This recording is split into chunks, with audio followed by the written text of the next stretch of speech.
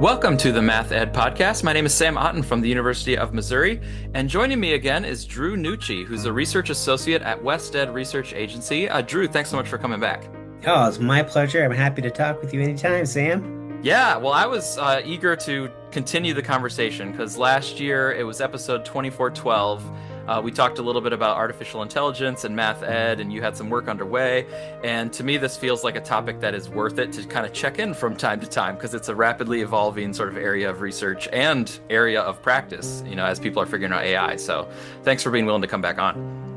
Yeah, my pleasure. I think a lot of people are interested in asking a lot of questions right now about AI and what it is, what it isn't, and what its implications are for math teaching and learning.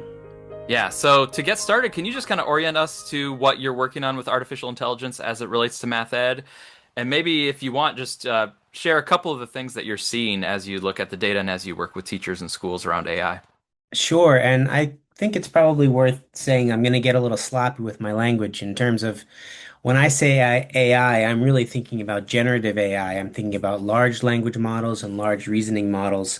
So for people out there who are thinking about what does he mean by AI, that's what I mean. I mean the systems like Gemini, like ChatGPT, Claude that can generate new content. So I work on the Amplify Gain R&D Center. There are four R&D centers about AI funded by IES, the Institute of Education Sciences, in the country.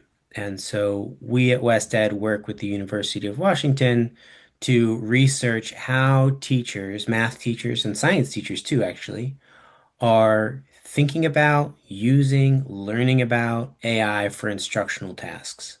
So that means lesson planning, assessment, professional learning, instruction, and the other sort of administrative tasks that teachers have to perform as part of teaching. As part of this project, what we've done is a couple things. One is we use the RAND teacher panel to do a nationwide survey. So the RAND teacher panel has 25,000 teachers who received this invitation, and about 1,000 of them answered our survey to give us an understanding of broad trends in AI adoption and use and support amongst math and science teachers across the country. That was complemented by a series of in-depth interviews with mathematics and science teachers here in the state of Washington. And those interviews were 90-minute interviews where we covered three basic topics. One is people's orientation to their subject and to teaching. What is their vision of instruction and the visions of students' mathematical capabilities? The second is how were they using AI? And we had people from across the adoption spectrum. And then the third was what kind of support have they gotten and are they looking for in their AI journey? So just a couple high level findings that might be worth talking about. One is AI in math education is still relatively nascent. In the national survey, it was a mere 10% of the respondents said that they were regularly using AI for instructional tasks or found themselves to be advanced users. 49% had not used it at all, and another 34% had said, this is something that I'm just starting to use. So that's still very nascent. Other findings that are useful to know is that the structures for teachers to learn about or use AI for math teaching and learning are also nascent. Only 5% of the respondents said that they were in schools where there was a district or school policy for teacher and student use, right? Or adopted tools, only 5%. And only about 20% of the teachers said that they had received any kind of AI professional learning. So it's very new, and there's a need for capacity building both for leadership and for the teachers. And then just because it's important to kind of put a timestamp on all this AI stuff, because like we said, it is so fast moving, what would be the timestamp for that survey data? Was that from last academic year? That was from May 2025. Yeah, Okay, the end of the 24-25 year yeah, before this academic year started up. yeah. Okay, that's helpful. Yeah, because I imagine these are these numbers are going to be shifting each academic year, probably noticeably. For sure, for sure. In the interviews, what we found out was that teachers' adoption of AI for instructional tasks paralleled their pedagogical orientation and existed in certain social and institutional contexts that I think it's important for us to understand and design around. So, what I mean by that is we met teachers who, for example, were convinced that what their students really needed was explanation before the kids explored mathematical ideas. And those teachers, their orientation towards AI sought the same sort of learning. So they would, for example, try to find YouTube videos, or they would say things like, I just want you to explain to me how it works, explain to me what the benefit is, explain to me how it's going to save me any time. On the kind of other end of the spectrum, there were teachers for whom their key pedagogical commitment in the classroom was exploration. I want the kids in the driver's seat. I want the kids talking together. I want the kids to explore mathematical ideas, explore scientific ideas, and then we will synthesize them after. Those teachers themselves were more exploratory and collaborative in their approach to AI. They would figure out how to use AI by playing with it, by talking with other people. And that enabled them to build new kinds of learning experiences for kids that didn't exist before. Like having kids in the driver's seat of pursuing mathematical or scientific ideas in a way that it would be hard for them to manage with one teacher and 30 kids. So then there's the social and the institutional context. So the social context, we saw a range of AI is something that students and teachers use for cheating, and there's no professional learning about it, and the teachers feel very isolated in their work. Two, social and institutional contexts where there were regular PLC structures, where teachers not only participated in AI learning, but were encouraged to lead it, where the leadership themselves used AI and were overt about their use and their experimental use. So there was a context there of innovation, collaboration, and professional learning for everybody. And the use cases in those contexts were far richer in terms of creating new learning opportunities for students. Yeah, in looking at your paper that was in the ICTMT proceedings, like the paper talked about the transformational uses. So it's not just replacing or substituting the technology for something that you already could do. And it wasn't even just amplifying, there was actually some transformational uses of the AI, but they seemed more prominent or more prevalent when it was an institutional context that was kind of like lifting up, let's think about this together, let's try to like grapple with it. So it seems like there's this blend of the person, the teacher, still needs to have a willingness to kind of take this on and try this out. But it seems to matter if there is the institutional context of we're going to make a situation where the teacher is empowered to try some of those things out and maybe try some of those transformations that are going to be different than what things looked like in the past.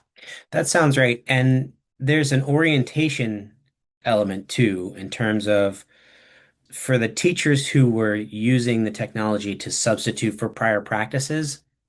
So, for example, if I take out all my chalkboards and I replace them with whiteboards, that's a new technology where I'm not changing the task. So that's an example of a substitutive technology. The teachers who were oriented towards AI as a teacher tool were more likely to be substitutive in their use cases because they were thinking about AI as a way to become more efficient at their work. Whereas an orientation towards AI that is more student-centered or more about changing teaching, that was more common of the teachers who were deploying AI to build new learning opportunities for students. And maybe it's worth some examples. Mhm. So one example that comes to mind is a teacher who was using AI in class to build problems for students who were coming up to her, who were exhibiting learning trajectories that she didn't anticipate. And she said, there's no way I could make those problems in the moment with such a big class. So there's a way in which she's using AI to be more responsive to the kids in the moment. And there's no technology that could allow her that move. So that's a transformative use. Other examples include teachers using AI to try to take math problems and make them more relevant to their kids based on what they know about the kids. So we have all this investment in high quality instructional materials. We have some very useful materials and problems that are focused on specific learning objectives. But often those problems do not seem relevant to the students. What if we could keep all of the coherence and rigor of high quality instructional materials, but change the context of problems so that it mattered more to the kids in the room? Some of the teachers are doing that work. Yeah, and it made me think of an example that Bill McGalliard and I wrote about in Digital Experiences in Math Education. We wrote about using the generative AI as a venue for students to have a mathematical conversation. And we felt like that's actually a different sort of thing that was not even possible before. Like a calculator, you can definitely check answers, you can look at some graphs, and with some other technologies, you can even like look at the work, show the work, compare my work to its work.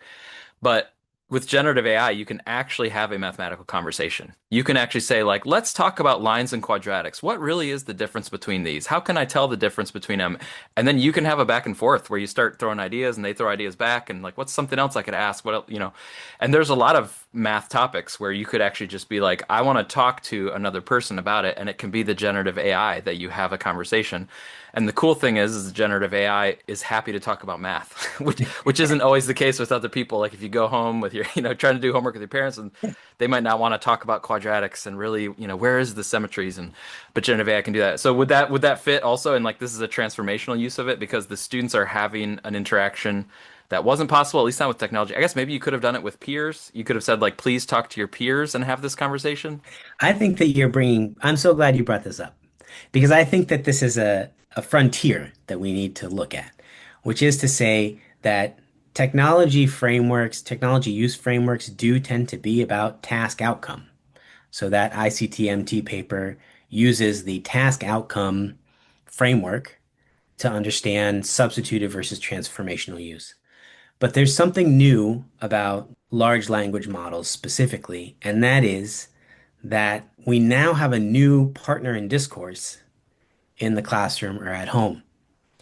And so there's some constraints and affordances there. I think one affordance that you're pointing out, I taught math for a long time, Sam, and I loved the kids and we had great relationships. And the best relationship with a kid, the best relationship, if they were confused, they would ask me a question and I would try to answer it. And if they were still confused, they would ask me a question and I would try to answer it. And if they were still confused, we would do it again. But there's no way they would get past three questions. It starts to feel socially awkward, right? At that point, like, Yeah, yeah. They would just pat me on the head and say, "Thanks, Nucci, I'm good." But what I've seen in terms of student interactions with AI is they'll ask the AI 30 questions. hmm. So that's an affordance, right? There's a certain Mhm. The there's AI certain doesn't get tired or endurance. fatigued, and the AI Yeah, doesn't judge you for having a 29th or a 30th question. They're like, that's right. yeah. It has interactive endurance. So there's an affordance. But I do think one of the constraints or one of the things we have to think about is this idea. I don't know if you've read the book, What is Mathematics Really by Reuben Hirsch, but it's a great book. Makes the point that what math is a social activity. And, if we've read How People Learn, we know that learning is a social activity, and certainly schooling is a social activity. So having a new partner in discourse in the classroom, does it have that has going to have social ramifications that we are not yet attending to. And I think you brought one up, which is to say, if a student is engaging with questioning with ChatGPT or colleague or some sort of AI tool, they are not engaging with discourse with their teacher or with another student unless we design it so that they do. So I wonder about that because we hear a lot of rhetoric about AI's power for personalized, right, or individualized learning, but to what extent, what are the social costs of that?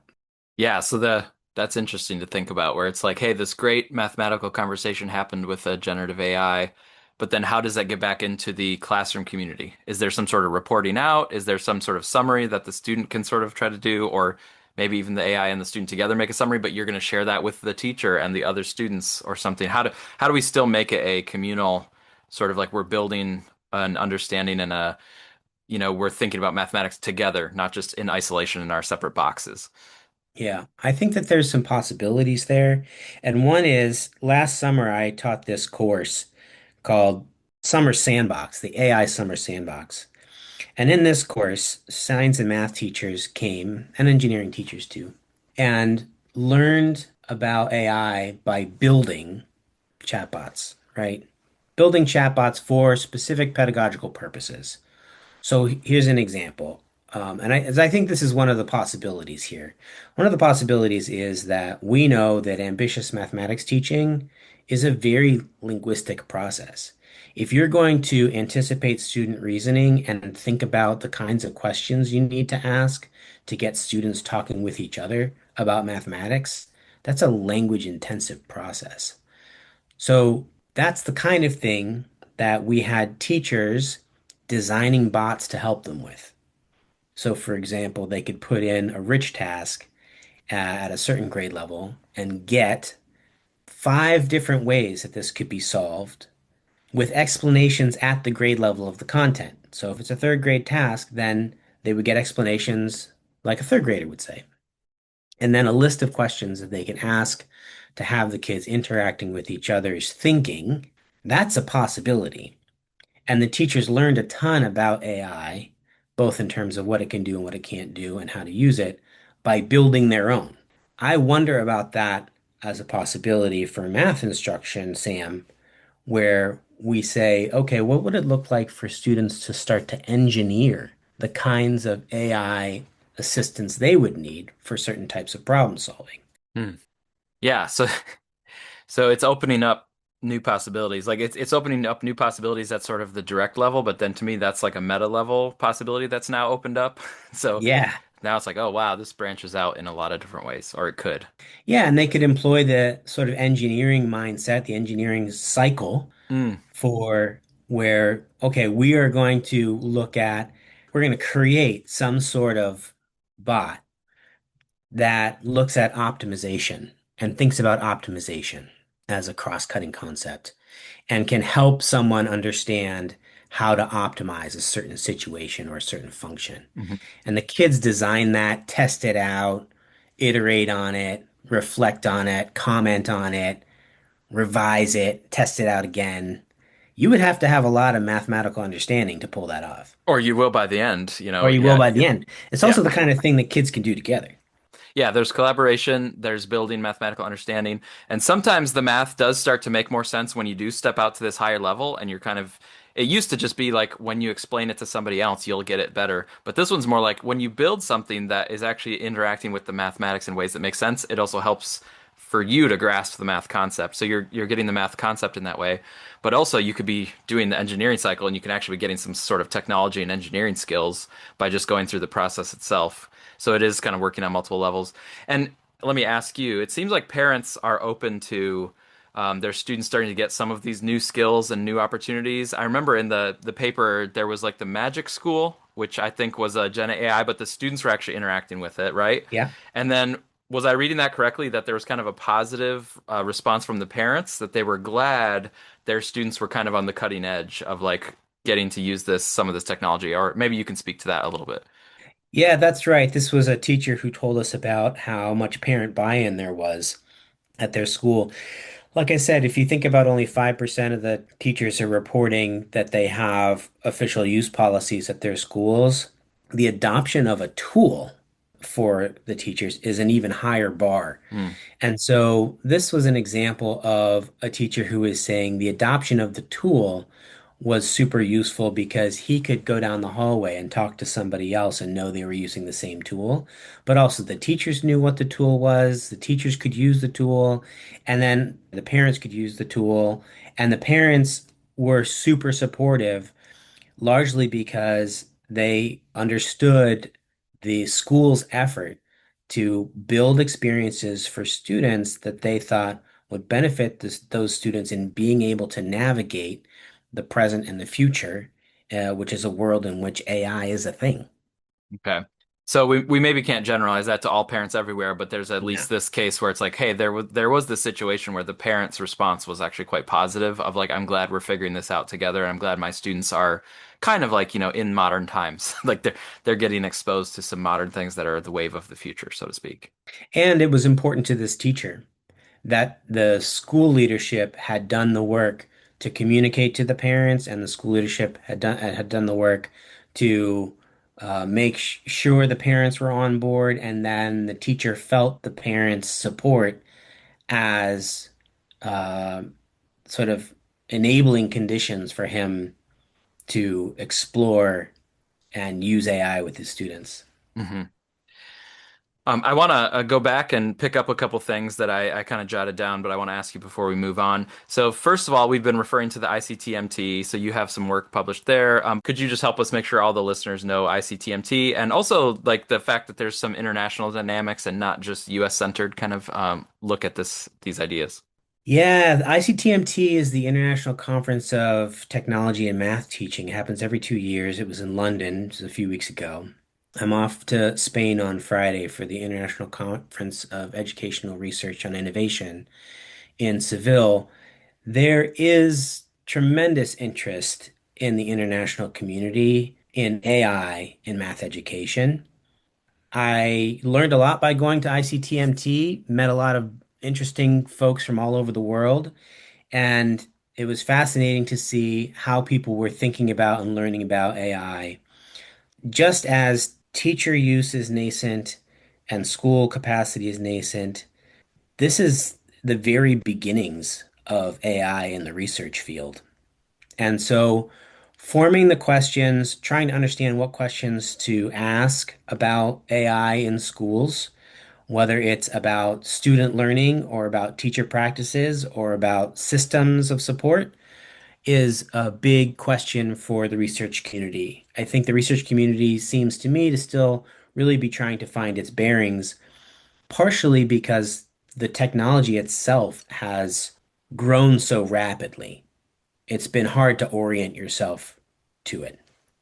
But the research that I saw at ICTMT included everything from researchers saying, hey, here's this AI tool, look what I could do with it, and here's some possibilities for teachers, to researchers who were instructors at universities showing the kinds of use cases they had with students and how that worked out and implications. There was one meta-analysis from Alyssa Falk, who was saying there's only 11 studies about generative AI and student learning in mathematics. And so this is the effect size that those are demonstrating. One interesting finding from that was that the biggest effect sizes in her studies also had a robust teacher facilitation component that other studies did not. So really thinking about what the tool can do and the impacts on student learning. What wasn't as present actually was an understanding of the kind of knowledge teachers need to deploy AI in productive ways in classrooms, teacher orientations and teacher use of AI for instructional tasks was actually not something that the international community has taken up. Yeah. And that brings me to the other area I wanted to kind of chat about a little bit. Well, first of all, about the teacher knowledge, teachers, stances and that kind of thing.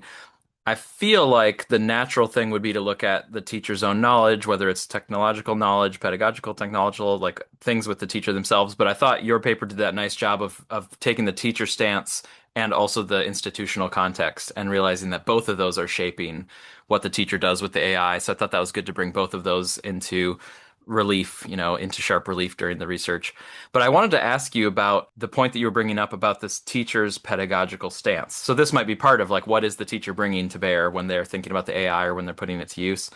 And you talked earlier on in this conversation about their pedagogical commitments and how it seems like it might be relating to the ways that they then try to employ the AI.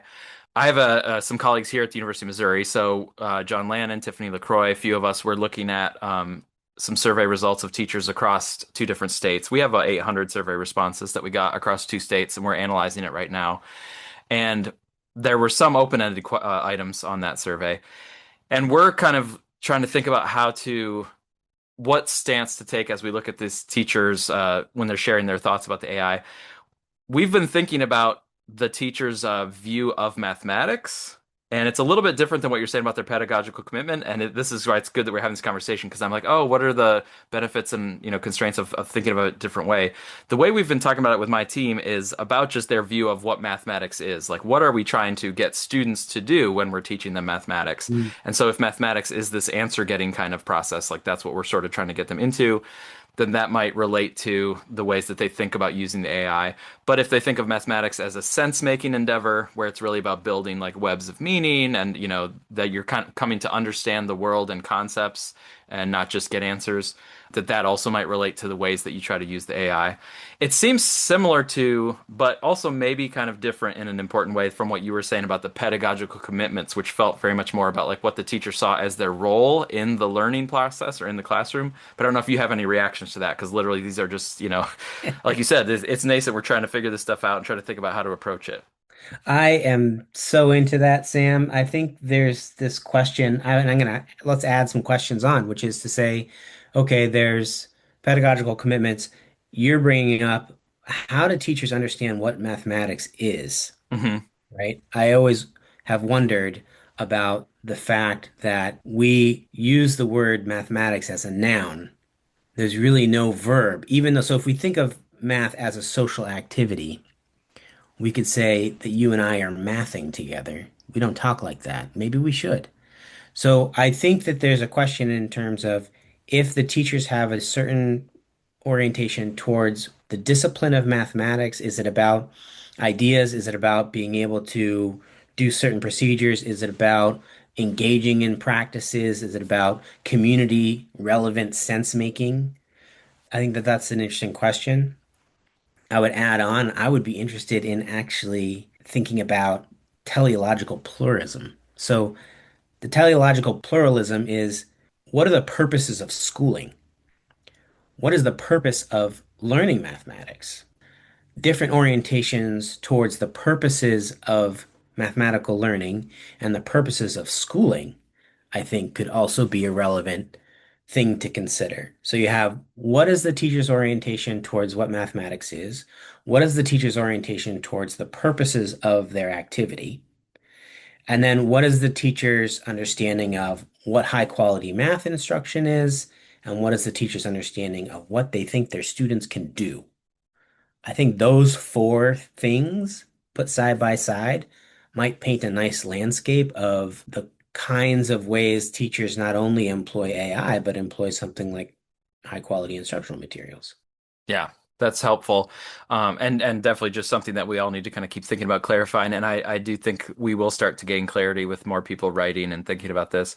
But let me keep going on this. Like, what else do you see as something that our research community needs to tackle? What are things that you're still grappling with as you like move forward in your work on this?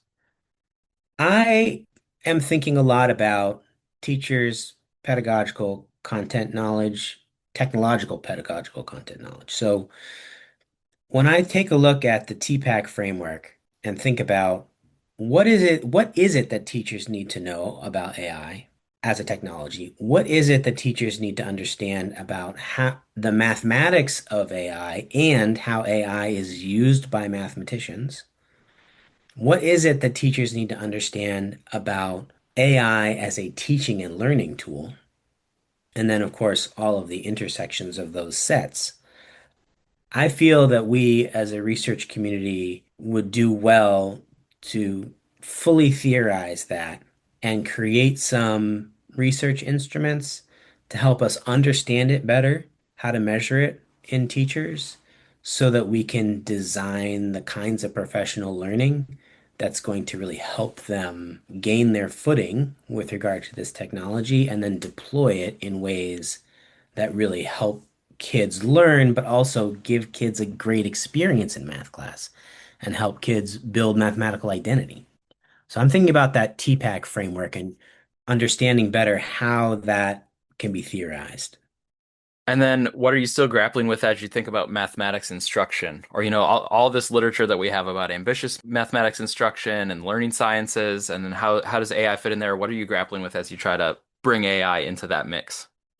I think that there's a question here about how do we situate AI adoption and use in the research we already have. We have so much research about what effective math teaching and learning is, what ambitious mathematics teaching practices are, what the learning sciences tell us effective learning experiences and environments are.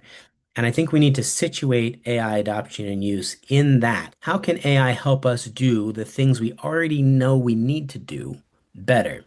So, anticipating student reasoning is an example, creating relevant tasks for students, promoting collaboration, structuring intentional talk and meaningful discourse in class. How can the AI help us do those things better? We have year two of the study coming up, Sam. And in year two, what we're doing is in year one, we looked at teachers' use of any AI tool. In year two, we're focusing on teachers who are given a specific AI tool. In this case, it's called Colleague AI. It was developed at the University of Washington. It's free if people want to check it out. One of the big questions that we have here is this tool was originally a lesson planning tool.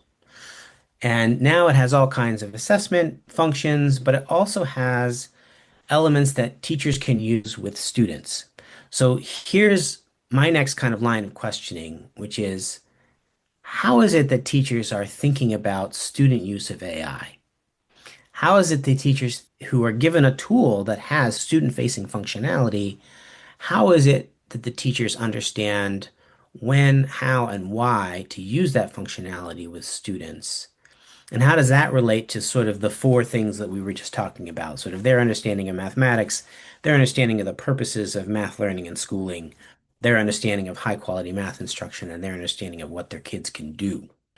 So I think that that's something that we're really focusing on. And I do think it's worth also theorizing what a social dimension to some of the technological use frameworks that we have would look like because this kind of tool has social ramifications in ways other instructional technologies didn't. All right, that's all, huh? Just that. That's all we got to do. Easy. No, that sounds great. If people wanted to try to look into some of this more or wanted to find you, what's the best way for them to track some of this down, the stuff that you've mentioned? You can reach out to me on LinkedIn. You can email me as well. There is a report on the Colleague AI website under the research tab that shares the findings of the national survey that we fielded. I'm happy to hop on calls with people and talk about ideas. There's no shortage of questions we could ask together. Wonderful. And my last question is actually just to kind of open up away from work a little bit, but before too long, we're going to have a winter break coming up. This semester is flying by. I don't know if that feels that way to you, but things are cruising, and before too long, it's going to be winter break. I wonder if you have anything planned for the end of the year, anything that you are looking forward to when you do get some time to yourself, and not the trip to Spain, although that's probably a great thing on its own. But after that, when you get a little break. Yeah, when I get a break, I want to indulge in some analog inefficiency, Sam. I want to, in our work life, we spend a lot of mental energy trying to be as efficient as possible because of the different demands that we have in life. And that tends to take the shape of microchips and silicon screens. So I hope to cook slowly Hmm. and walk slowly and grab my guitar and play it poorly. And that is what I'm hoping for is analog inefficiency. Yeah. Okay, that sounds even better. The first thing that came into my mind was like yellow legal pads and like a pencil, and that you're going to be kind of, sketching things out by hand. But, playing guitar and, sipping on a slow, steeped drink or something sounds even better. Yeah, it does sound good. Yeah, cooking something new. All right. Well, Drew, thanks so much for your work, though, and thank you for, again, taking some time to talk through these ideas. Hey, thanks, Sam. Thanks for the conversation, and it's super interesting. We have no shortage of things to figure out, and it's in motion, right? It's not a static thing. So I'll look forward to connecting with you again soon to circle back on some of these ideas and see what kind of progress we can make. Sounds good.